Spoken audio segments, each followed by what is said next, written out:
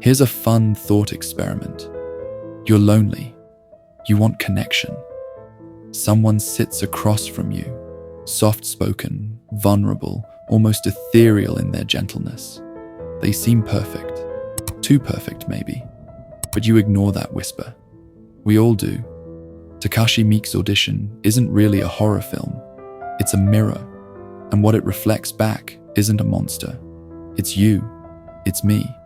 It's all of us, complicit.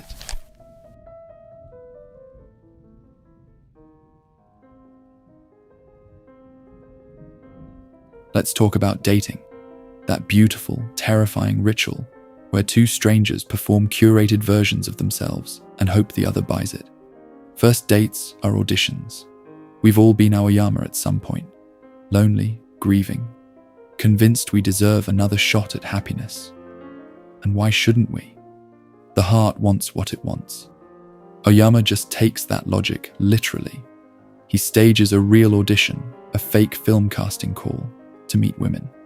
His producer friend enables it. They sit behind a table like gatekeepers, while dozens of women parade their hopes in front of them, unknowingly auditioning to be someone's wife. Here's the uncomfortable part. On first watch, you might not even register how wrong this is. Audition opens gently, soft lighting, melancholic piano. Aoyama's son encourages him to remarry. It feels almost wholesome. Miike lulls you into comfort with the pacing of a mid-95 melodrama. You think you're watching a tender story about grief and second chances. The audition montage even plays like a rom-com. Quirks, dreams, smiles, and then Asami.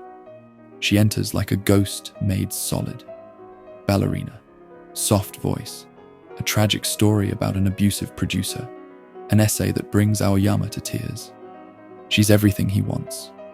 Vulnerable, artistic, damaged enough to need saving. And here's Miike's trap. You root for them. You want it to work.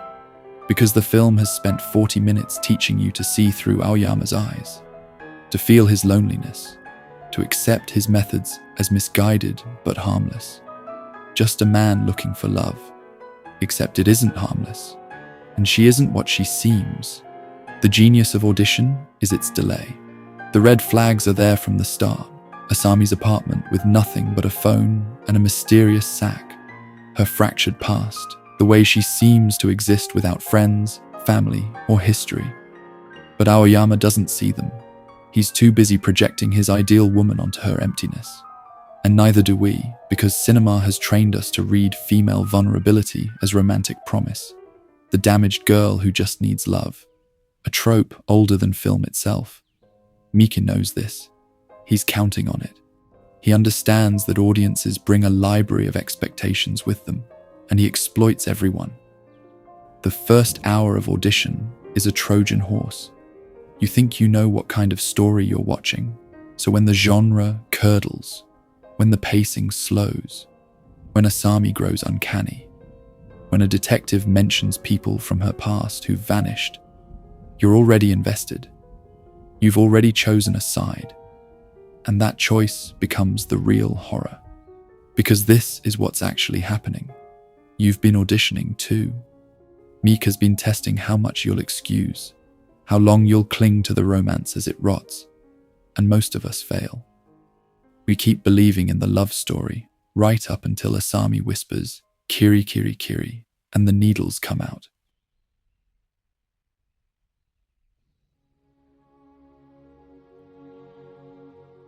Let's talk about Asami. Not the torture scene. Everyone fixates on the torture scene. Let's talk about what actually makes her terrifying. She's patient, methodical. She understands a truth most people avoid. We see what we want to see, and she weaponizes that. Every interaction with Aoyama is a performance. Her vulnerability isn't real. It's strategic. Rewatch her scenes, knowing what's coming. The way she makes herself physically smaller, almost childlike. The half sentences that force Aoyama to fill in the blanks with his own fantasies. The way she never answers direct questions, deflecting with just enough emotion to shut him down. That's not mystery. That's real-time gaslighting. The term comes from a 1938 play where a man manipulates his wife into doubting her sanity.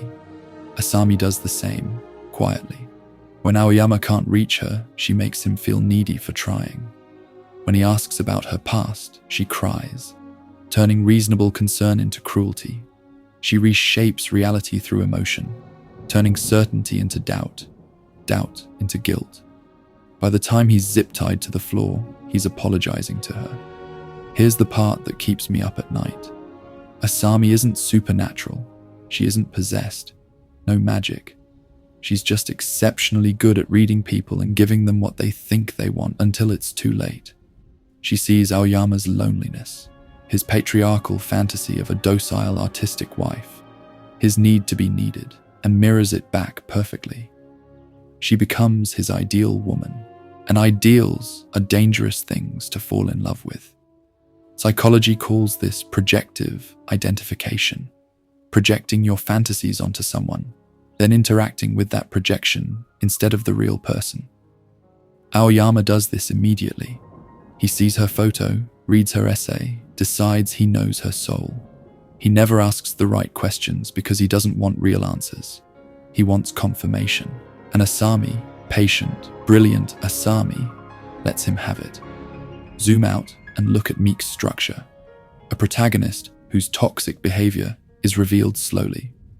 A woman we're trained to pity and desire who turns out to be the predator. A comfortable narrative about lonely men deserving love dismantled piece by piece. Audition is a philosophical bait and switch. It uses our biases against us. This is why the film transcends torture porn or revenge fantasy. It's about complicity. Aoyama's complicity in objectifying women through his audition scheme. Our complicity in accepting it because it's framed as romance. Society's complicity in forcing women to constantly audition. For love, for work, for existence. Asami is monstrous, yes, but she's a monster grown from the very system Aoyama represents.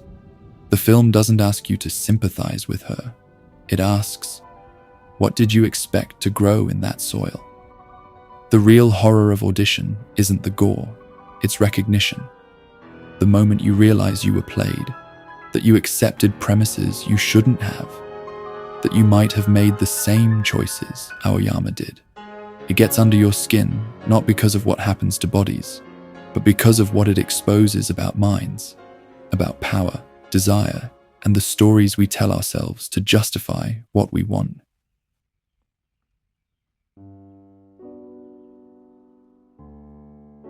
"27 years later, we're all running auditions. Swipe right, curate the profile, present the highlight reel. The mechanics have changed, but the game hasn't. We're still projecting ideals onto strangers, still seeing what we want to see, still ignoring the red flags, because loneliness is its own kind of torture. Audition endures because it's not really about Japan in 1999. It's about the fundamental human fear that the person across from you isn't real. That connection itself might be a performance. That intimacy is just two people comparing delusions. Miike understood something true. The scariest monster isn't the one under the bed. It's the one we invite in because we're too afraid to be alone.